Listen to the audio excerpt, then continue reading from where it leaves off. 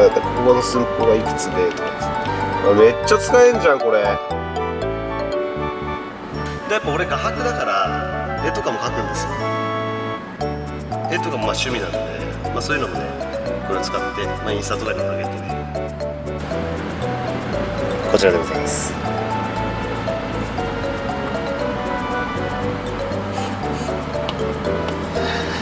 とまあこのようにですね、まあ、絵を描いて楽しめると。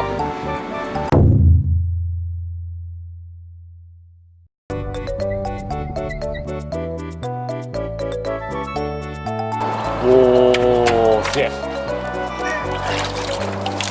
こっちもヨガのオートバックスで流れてる。うわすげえ。こういうことでございます。でこれがもう下地ゼロの状態ですね。逆にこっちがいいって人もいるんですよ。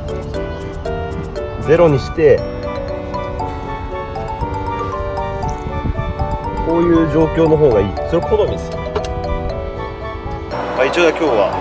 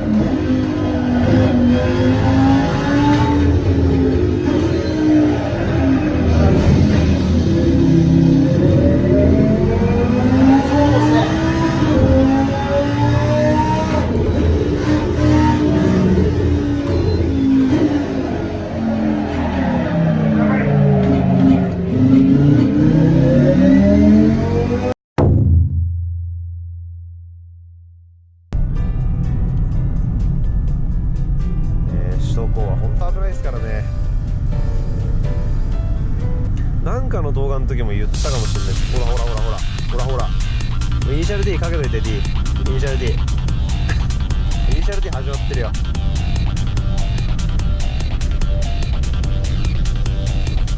イニシャル D なんつうんだろうな、ほんとね、首都高ってね結構えぐるようなカーブが多くて、